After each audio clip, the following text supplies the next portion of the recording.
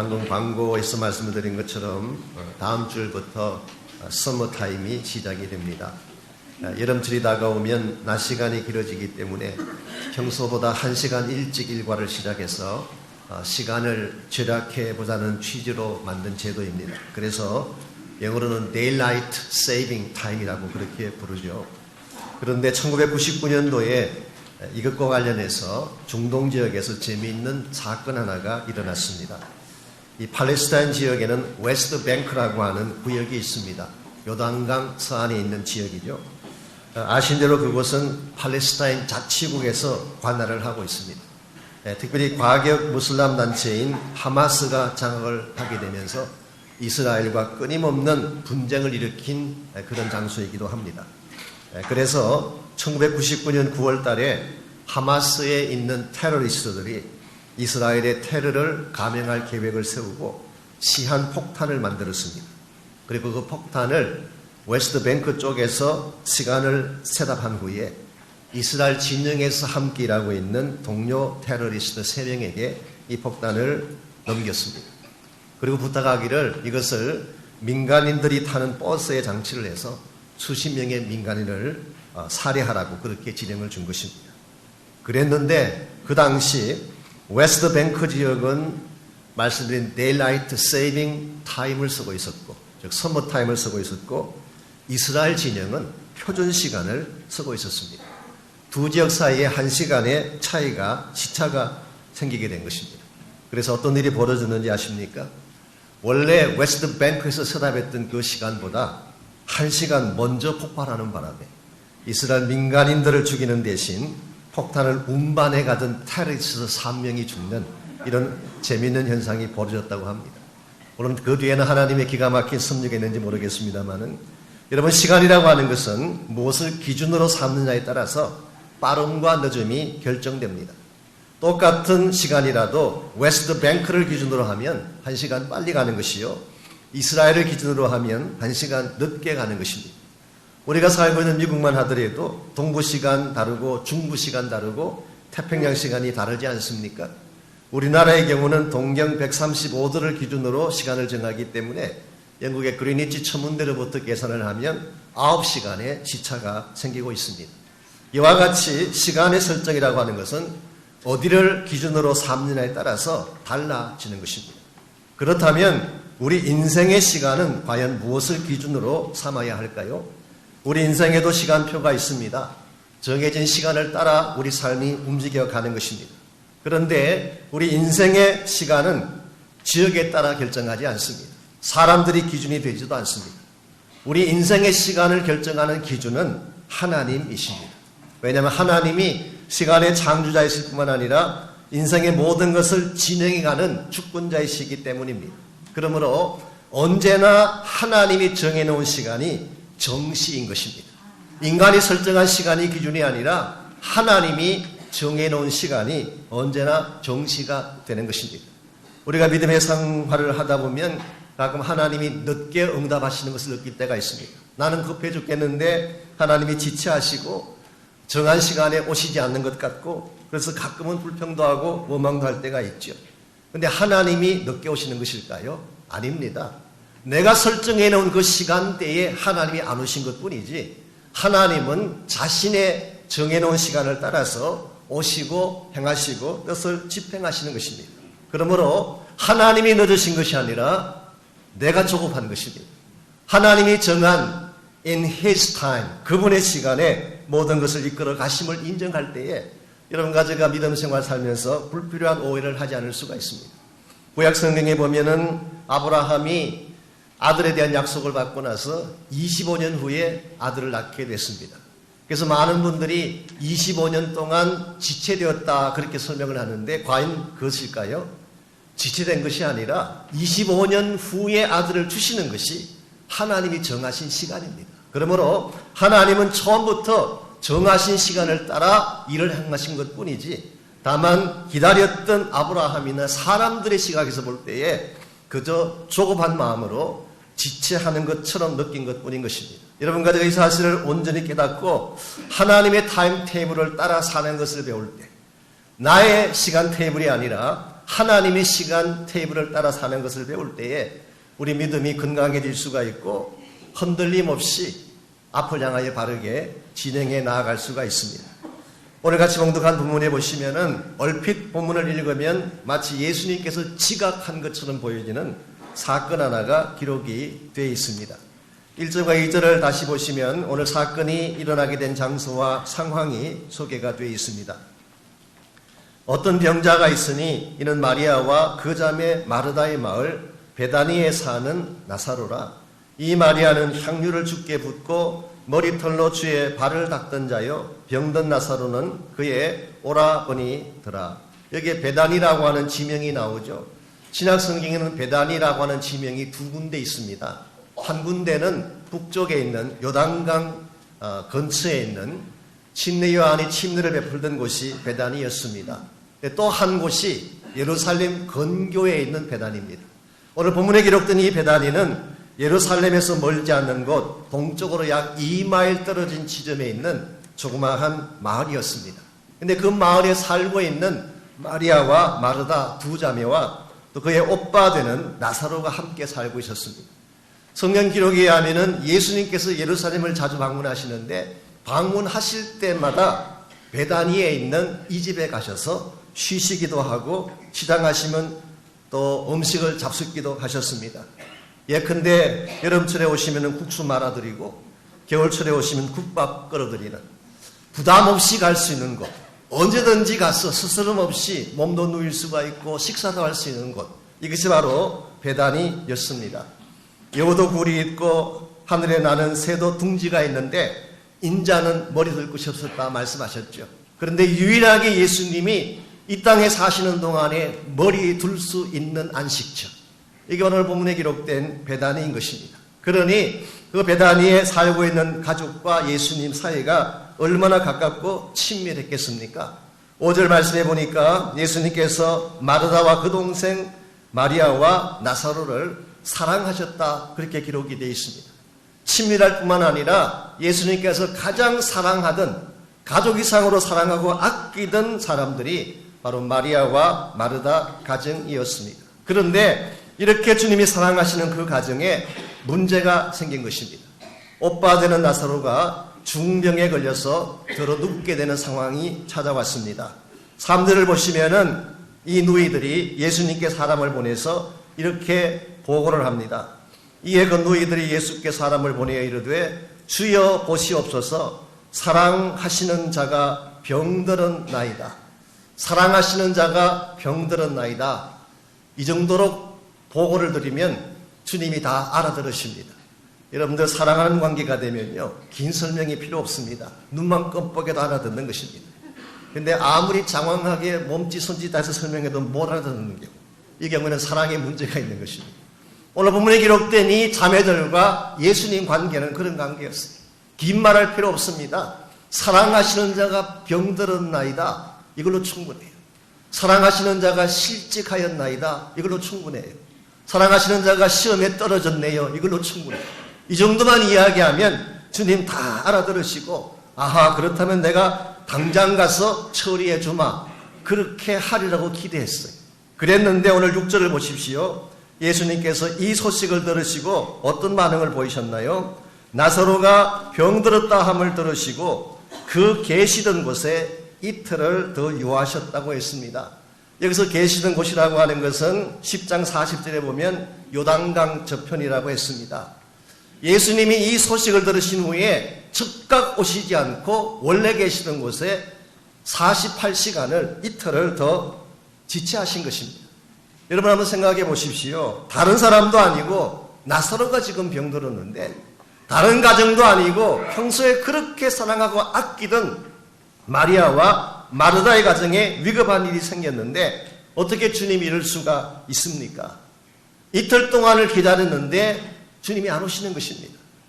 이건 물론 상사이긴 하지만 베드로가 시름시름 앓으면서 묻지 않았겠습니까? 주님 오셨냐? 아직 안 오십니다. 오셨냐? 아직 안 오시네요. 그러다가 그냥 숨이 넘어가고 만 것입니다. 여러분이라면 이와 같은 상황에서 어떤 심정이겠어요? 그동안 그렇게 사랑했는데 그렇게 주님이라면 껍벅하고 모든 걸 다 바쳐서 섬겼는데 막상 자기들이 가장 다급하고 필요한 일이 생기니까 주님이 지체하시고 오지 않습니다. 여기서 maybe 그들 마음속에 당혹감이 찾아왔을 것입니다. 보나마나 섭섭했을 것입니다. 어쩌면 그 마음속에 배신감을 느꼈을 수도 있습니다. 우리가 어떻게 주를 사랑하고 섬겨왔는데 가장 필요할 때 우리의 니들을 외면하시고 오시지 않는 것입니까? 이와 같은 마음을 그들이 느꼈을 가능성이 충분히 많습니다. 여러분과 저의 삶에도 이와 같은 경험이 있을 때가 있지 않을까요? 정말 필요할 때 다급하고 절실한 고통의 상황에서 부르짖었는데 주님이 멀리 계신 것처럼 외면하고 응답을 해주시지 않습니다. 솔직히 그렇지 않은 삶을 살아가면서 가장 힘든 부분 중에 하나가 이것입니다. 나를 사랑하신다고 말씀은 하시는데 정작 내가 가장 필요한 일을 가졌을 때는 아무런 응답도 없고 어떠한 도움의 손길도 주지 아니하실 때, 그렇게 능력이 많은 하나님이라고 하셨는데 막상 나에게 문제가 생기니까 아무 일도 해주지 아니할 때에 우리도 모르는 가운데 회의가 찾아오게 되고 마음속에 하나님을 향한 원망감이 찾아올 수가 있는 것입니다. 그러나 여러분, 과연 주님께서 지체하신 이틀간의 시간이 의미가 없는 시간이었을까요? 정말 예수님께서 이들의 아픔을 외면한 채 무심하게 보낸 시간이었을까요? 결코 그렇지 않습니다. 얼핏 보게 되면 지체한 것 같이 보이는 이틀이라는 시간이 사실은 하나님이 이 가정과 또 하나님의 뜻을 위해서 엄청난 축복을 준비하는 시간이었어요. 제가 결론부터 미리 말씀드리자면 바로 이와 같은 이틀의 지체를 통해서 부활의 기적을 행하시게 된 것입니다. 요한복음에는 7가지 표적이 기록되어 있다고 말씀드렸죠. 그래서 7가지의 사인, 표적, 기적 중에서도 하나님의 하나님 되심을 나타내주는 기적이기 때문에 표적이라고 부른다고 그랬죠. 그 중에서도 가장 큰 표적, 그 모든 이적 가운데 클라이맥스에 해당하는 것이 오늘 11장에 기록된 죽은 지 나흘 된 나사로가 다시 사는 기적이었습니다. 그러므로 우리가 얼핏 보기에 하나님이 지체하시는 것처럼 보이지만, 하나님이 아무 일도 하지 않는 것처럼 보이지만 우리는 그것을 보고 쉽게 판단하고 하나님을 원망해서는 안 됩니다. 나는 알지 못하는 가운데 있지만, 나는 이해하지 못하지만 하나님이 무엇인가를 준비하고 계시고, 그리고 결과적으로 여러분과 저에게 최상의 답을 주실 것이기 때문에, 이런 면에서 참된 신앙이라고 하는 것은 나의 뜻대로 모든 것이 이루어지지 않고 내 생각대로 모든 것이 진행되지 않을지라도 하나님을 신뢰하고 믿음으로 기다리는 것입니다. 이것이 참된 신앙의 증거 중에 하나입니다. 오늘 여러분의 인생 가운데도 지체되는 일들이 있을지 모르겠어요. 하나님의 응답이 금방 나타나지 않는 그런 기도도 존재하는지 모르겠습니다. 그럴지라도 너무 성급하게 판단하지 마시고 하나님이 나에게 최상의 답을 주실 때까지 기다리는 믿음, 이게 중요한 것입니다. 우리가 나의 뜻대로 모든 것이 이루어지지 않고 모든 상황이 어려워짐에도 불구하고 하나님을 신뢰하고 믿음으로 기다리려면 과연 무엇이 필요할까요? 오늘 본문에 보시게 되면 이 사건을 통해서 이 기다림에 있어서 반드시 갖추어야 될 중요한 자질 몇 가지를 오늘 성경이 우리에게 소개를 합니다. 우리가 모든 것이 나의 뜻대로 되지 않음에도 불구하고 기다리는 신앙을 가지려면 첫 번째로 바른 관점을 가져야 합니다. 내 뜻대로 이루어지지 않지만 나의 시각이 아니라 주님의 시각으로 상황을 보는 눈을 말하는 것입니다. 4절을 보시면은 나사로가 중풍에 걸렸다는 소식을 들었을 때에 예수님께서는 이 사건을 어떻게 보고 계시는지 예수님의 관점이 4절에 기록되어 있습니다. 예수께서 들으시고 이르시되 이 병은 죽을 병이 아니라 하나님의 영광을 위한 것이라고 했습니다. 마리아와 마르다는 단순히 자기 오빠가 죽어가는 현실만 보고 있었어요. 물론 그것도 틀린 것은 아닙니다. 실제로 죽음을 향해 가고 있었기 때문에. 그러나 예수님의 시각은 좀 달랐습니다. 지금 당장 보면 아파 죽어가는 것 같지만 예수님은 이것을 통해서 장차 하나님이 이루실 큰 픽처를 보신 거예요. 우리는 부분적인 것만 보고 판단을 하지만 주님은 전체를 다 보십니다. 마리아와 마르다는 개인적인 필요에 대해서만 관심을 가졌지만 예수님은 이 모든 과정을 통해서 하나님이 어떤 영광을 받으실 것인가에 관심을 가졌어요. 이것이 우리의 관점과 주님의 관점의 차이점이라고 할 수가 있습니다. 우리의 신앙이 더 깊어져 가고 우리의 믿음의 경지가 점점 더 높아져 가기를 원한다면 나의 시각이 아닌 주님의 관점으로 보는 것을 배워야 하는 것입니다. 나의 눈으로 보기에는 실망스럽지만 나의 시각으로 보게 되면 모든 것이 막힌 것 같고 답답한 것처럼 보이지만 예수님께서 이 상황을 어떻게 보고 계시는가? 주님의 관점을 배우게 되고 주님의 관점으로 모든 정황들을 살펴볼 수 있을 때에 우리는 그 문제 뒤에 하나님이 준비해 놓으신 더 큰 축복을 경험하게 되는 것입니다. 에스겔 37장에 보시면은 하나님이 에스겔을 데리고 한 꼴짝으로 갔습니다. 꼴짝에 갔더니 그 꼴짝 안에 마른 뼈가 가득 차 있었어요. 마른 뼈라고 하는 것은 해골을 말하는 것입니다. 여러분, 거기서 하나님이 에스겔에게 보여주신 그 해골이 뭘 상징할까요? 그 당시 유다 민족의 상황을 상징하는 것입니다. 유다 민족이 이와 같이 멸망하고 말라 비틀어져서 생기를 잃어버린 해골과 같이 되었다. 하나님은 에스겔에게 꼴짝에 가득 찬 마른 뼈를 보여주셨습니다. 그리고 물으셨어요. 이 뼈들이 과연 살겠느냐? 지금 에스겔의 시각에는 뼈밖에 보이지 않는데, 해골밖에 보이지 않는데 하나님은 이 뼈들이 살 것에 대해서 질문을 하십니다.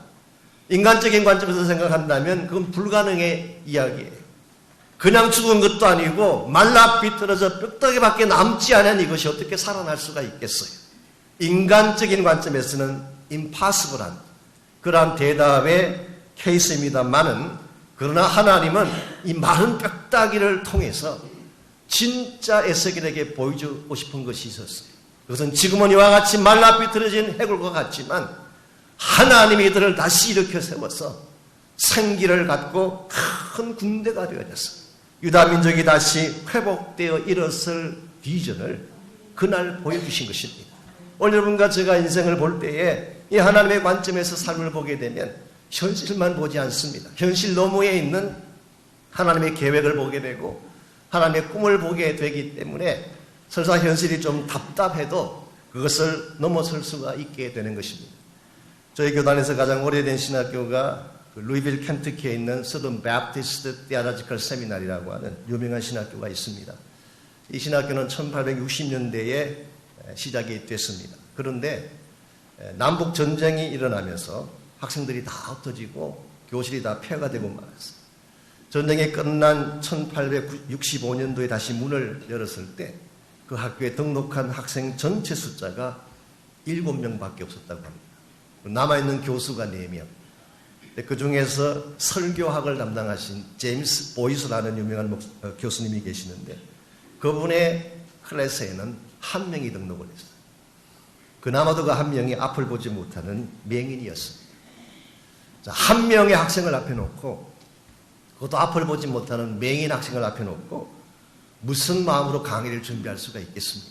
그런데 제임스 보이스 교수님은 정성을 다해 강의를 준비했어요. 그리고 매 시간마다 최선을 다해서 그 1명의 맹인 학생을 놓고 강의를 했습니다. 그때 이분이 만들었던 강의 노트가 얼마나 잘 준비된 노트였는지 나중에 책으로 발간이 됩니다. 오늘날까지도 On Preparation and Delivery of a Sermon이라고 하는 130년이 지난 오늘날까지도 고전적인 우리 설교와 교대로 사용할 정도로 유명한 책이 된 것입니다.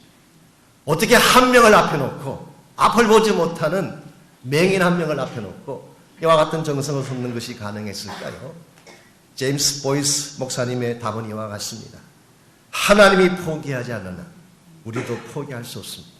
여기 한 맹인 학생의 삶 속에 하나님의 무한한 가능성이 들어있습니다. 여러분, 이것이 믿음의 시각이에요.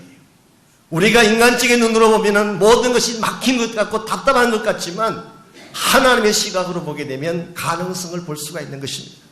열린 길을 보게 되는 것입니다. 그리고 하나님의 비전을 바라보며 더 힘차게 일어설 수 있는 용기를 갖게 되는 것입니다. 그런 여러분 한 분 한 분이 설사 여러분 삶의 현실이 좀 답답하고 힘들어 보여도 여러분의 시각으로만 보지 마시고 주님의 관점에서 보시고 주님의 시각으로 보시기를 바랍니다. 두 번째로 바른 기회를 잡아야 하는 것입니다. 우리가 기다림의 신앙을 잘 견지하려면 현재 주어진 기회를 바르게 사용해야 되는 것입니다. 여러분들 예수님께서 지체하시면서 이틀을 보냈다고 말씀드렸는데 이 이틀간의 기간이 마리아와 마르다 두 사람에게는 주님의 관점을 보게 하는 시간이었다고 말씀드린다면 이 동일한 이틀간의 이 지체함이 제자들에게는 어떤 시간이었을까요? 제자들에게는 주님과 동역할 수 있는 사역의 기회를 준비하는 시간이었습니다. 7절 말씀 볼까요? 그 후에 제자들에게 이르시되 유대로 다시 가자 하시니 예수님께서는 이틀을 지체하셨지만 유대로 올라가지 않으려고 하신 건 아니에요. 다만 주님의 뜻과 계획이 있어서 이틀 동안을 딜레이하신 것뿐이지 결국은 예루살렘으로 올라가고 나사로 집을 방문하기를 원한 것입니다. 그랬더니 8절 말씀 제자들이 뭐라고 반응을 했나요? 제자들이 말하되 랍비여 방금도 유대인들이 돌로 치려 하였는데 또 그리로 가시려 하나이까. 제자들은 반대를 합니다. 왜냐하면 얼마 전까지 예루살렘에서 유대인과 대화하는 중에 돌을 들어 치려고 한 상황이 여러 번 있었잖아요. 그때 가까스로 피해서 요단강 쪽으로 왔는데 또다시 올라간다면 돌에 맞아 처형당할 수도 있다는 것입니다. 그래서 제자들은 올라가지 말자고 만류를 한 것이죠. 그때 9절 말씀 보시면 예수님이 이와 같은 유명한 말씀을 하십니다. 예수께서 대답하시되 낮이 12시간이 아니냐 사람이 낮에 다니면 이 세상의 빛을 보므로 실족하지 아니하고 밤에 다니면 빛이 그 사람 안에 없는 거로 실족하느니라. 낮이 12시간이 아니냐. 여러분 이것은 그 당시 유대인들이 사용하던 관용 어입니다. 낮이 12시간이 아니냐. There's 12 hours in a day.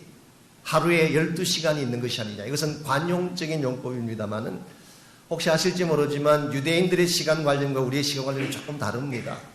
그 사람들은 낮은 무조건 12시간이에요. 해가 뜰 때부터 해가 질 때까지가 낮입니다. 그러면 그게 몇 시간이 되든 12등분을 해서 1시간 1시간 카운트하는 것입니다. 그러니까 우리가 알고 있는 60분 개념하고는 다른 것입니다. 어떤 데는 좀 더 길 수도 있고 짧을 수도 있겠지만 해가 떠서 해가 질 때까지 그 낮 시간을 12등분을 나누어서 12시간으로 정하는 것입니다. 오늘 주님께서 낮에는 12시간이 있는 것이 아니냐 이 말씀을 던짐으로써 두 가지를 선포하고 계십니다. 두 가지 의미가 여기 담겨져 있어요. 첫 번째는 뭐냐고 하면 주어진 시간에 한계가 있다. 이것을 말씀하고 있습니다. 여러분 하루에 12시간이 있으니까 많은 시간, 충분한 시간이라고 생각할 수가 있죠. 12시간씩이나 있으니까. 근데 동시에 이것은 12시간 밖에 없다는 뜻이기도 합니다. There's only 12 hours in a day. 하루라고 하는 날이 낮 시간이 계속 지속되는 것이 아니라 12시간 밖에 없다는 것입니다. 그러므로 낮이라고 하는 시간의 한계, 제한을 말씀하신 거예요. 두 번째로 뜻한 바는 주님과 함께 동행하는 시간이 낮이다. 이것을 말씀하고 있습니다. 여러분 예수님 자신이 빛의 주인공이시기 때문에 주님과 같이 다니는 시간이 낮 시간이에요. 그런데 주님이 떠나가시게 되면 인생의 밤이 찾아오는 것입니다. 어쩌면 예수님은 오늘 이 말씀을 통해서 얼마 후면 제자들을 떠나가실 것을 암시하고 있는지도 모르겠습니다. 지금은 너희들이 나와 같이 있기 때문에 낮 시간에 다닌 것 같이 함께 갈 수가 있지만 낮 시간에 주님과 함께 가면 실족하지 않는 것입니다. 발걸음이 무너지지 않게 되는 것입니다. 그런데 조금 더 지나게 되면 낮 시간이 끝나는 때가 오면 내가 너희들을 두고 떠날 날이 온다. 밤의 시간이 곧 닥쳐온다. 그러니 현재 주어진 낮이라는 기회를 놓치지 말라 그런 뜻입니다. 오늘 여러분과 제가 우리에게 주어진 인생의 시간을 잘 이해해야 됩니다. 우리에게 주어진 시간이 많은 것 같지만 한계가 있어. 인생의 기회가 끝나면 날이 저물면 일하고 싶어도 일할 수 없는 때가 찾아오는 것입니다. 어떤 분들은 나는 젊으니까 창창하겠지 그러지만 몰라요. 언제가 젊음의 시간일지. 나는 건강하니까 아무 문제가 없을 거야 그러지만 몰라요. 언제 낮이 저물고 밤이 찾아오게 될지. 오늘 우리에게 아직 기회가 있을 때에, 낮이라고 하는 기회가 있을 때에, 오늘 본문에 나오는 제자들 케이스처럼 무서운 곳이니까, 고통이 찾아오는 곳이니까 가지 말자 할 것이 아니라 아직 낮이 있을 때에 주님과 함께 가야 될 곳이 있다면 가야 됩니다. 해야 될 일이 있다면 해야 되는 것입니다. 우리가 마땅히 이룩해야 될 사명이 있다면 그 사명을 이룩해야 되는 것입니다. 일반적으로 사람들은 현재 주어진 것을 보고 우리 인생의 중간 과정을 보고 행복하다, 불행하다 그런 이야기를 하죠. 그런데 인생은 끝까지 가봐야 돼요. 중간만 잘라서 행복과 불행을 논할 수가 없습니다. 오늘 본문에 나오는 이 마리아와 마르다의 케이스를 보게 되면요, 분명히 오늘 이 본문까지만 읽게 되면 그들 앞에 주어진 현실은 고통의 현실이었어요. 불행한 현실이었습니다. 사랑하는 오빠가 질병에 걸렸잖아요. 근데 믿었던 주님은 오시지 않잖아요. 그리고 이틀 지나고 사흘 지난 후에 결국은 이 나사로가 돌아가시고 말았잖아요. 이것만큼 비참한 현실이 어디 있겠어요. 내가 예수님 믿었는데 주님이 아무것도 안 해주셨어요. 나의 가장 사랑하는 오빠가 숨이 거두어져 가고 있는데도 주님 오시지 않았어요. 여기까지만 보고 결론을 내린다면 이런 생각할 수 있지 않겠습니까? 예수 믿어봐야 아무 소용없구나. 내가 정말 필요로 할 때 찾아오지도 않는 하나님, 그 하나님 믿어서 뭘 할까? 원망할 수 있고 의심할 수 있고 하나님에게 우리의 선뿌리를 털어놓을 수 있을 것입니다. 그러나 여러분, 여기까지만 보면 안 돼요. 오늘 이 사건의 마지막 결론을 봐야 돼요. 하나님이 마지막에 뭘 준비해 놓고 계시는가? 이걸 여러분이 보셔야지 인생을 바르게 판단하게 되고 현재 주어진 현실이 고통일지라도 그것을 넘어서게 되는 것입니다. 오늘 이 나사로의 사건을 통해서 하나님이 이 가정 앞에 준비해 놓으신 궁극적인 해답이 무엇이었어요? 죽은 나사로를 살게 하신. 여러분, 예수님께서 이틀 동안 지치하셨다고 했는데 이틀간의 시간은 그냥 있는 시간이 아니었습니다. probably 주님 기도하셨을 거예요. 그 나사로를 위해서 기도하셨을 것입니다. 그리고 고통과 아픔 가운데 있는 그 두 자매를 위해서 기도했을 거예요. 그래서 여러분이 끝까지 읽어보시게 되면 주님이 나사로의 무덤 앞에 갔을 때에 그냥 나사로야 나오라 그랬어요. 이미 이틀 동안 충분히 기도로 준비하고 가셨기 때문에 선포하는 것만으로 나사로가 살아서 나왔어요. 여러분, 우리 생각에는 하나님이 아무것도 하지 않는 것 같으시죠? 내가 고통당할 때 하나님이 멀리 계신 것 같죠? 아닙니다. 하나님 일하고 계세요. 내가 모를 뿐이지. 무엇인가 나에게 가장 최상의 베스트를 주시기 위해서 하나님은 지금도 준비하고 계시고 일하고 계시는 것입니다. 그래서 오늘 본문 15절을 보시게 되면 예수님께서 이 사건을 통해서 정말 보여주고 싶었던 것, 그것이 무엇인지를 소개합니다. 내가 거기 있지 아니한 것을 너희를 위하여 기뻐하노니 이는 너희로 믿게 하려 합니다.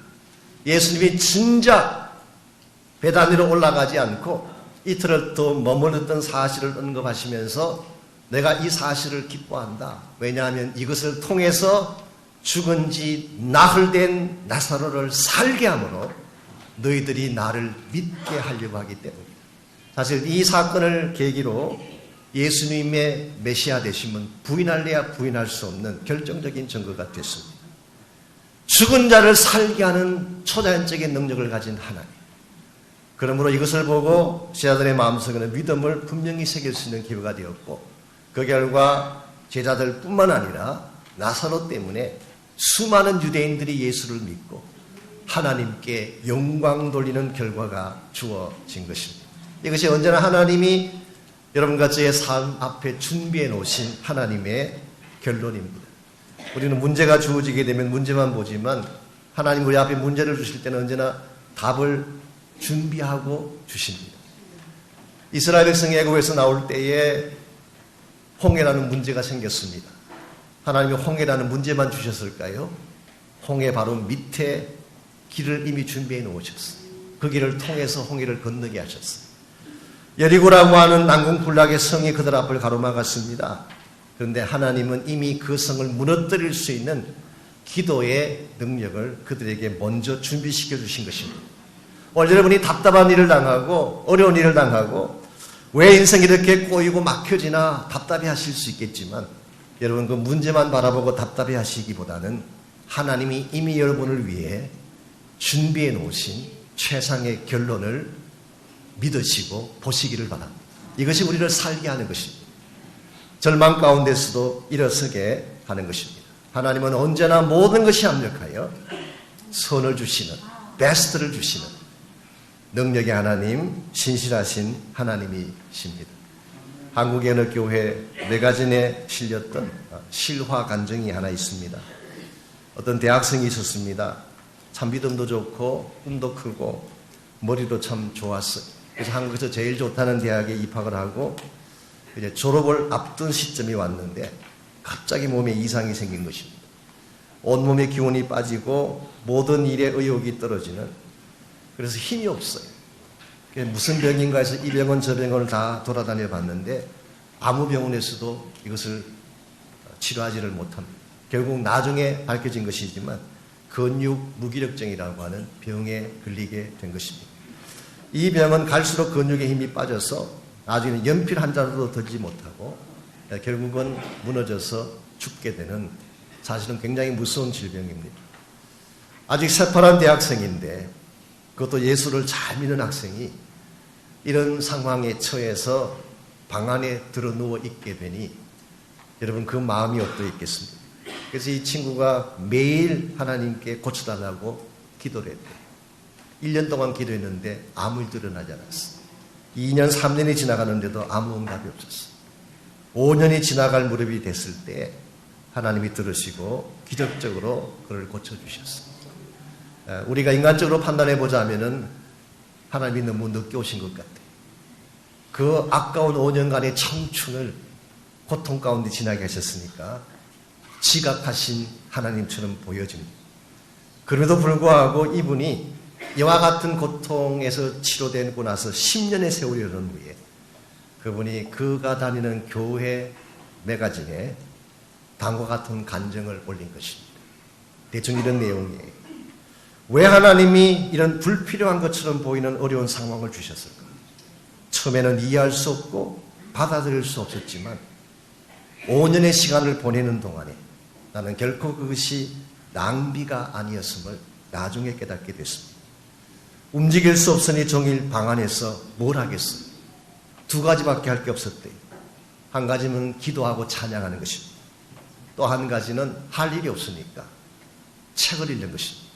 그래서 5년 동안 방 안에 있으면서 수백 권의 책을, 각양 종류의 분야의 책들을 그가 5년 동안을 광범위하게 읽게 됐대요. 근데 나중에 알고 봤더니 이 두 가지가 한국에서 성공적인 기업을 경영하는 데에 필수적인 요소였대요. 첫 번째로 하나님께 기도함으로써 정직한 경영을 할 수 있는 신앙적 자질을 그가 갖게 된 것입니다. 두 번째로 그렇게 많은 책을 읽게 됨으로 말미암아 시대를 앞서갈 수 있는 다양한 리더십과 다양한 지적인 자산을 그가 소유하게 된 것입니다.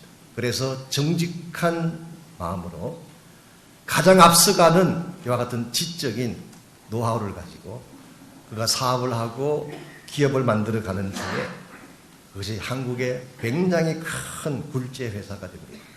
짐작하시겠지만 그 주인공이 이랜드라고 하는 기업을 일으킨 박성수 회장님에 대한 간증이었어요. 이것은 실화이고 그 교회 매거진에 실렸던 내용입니다.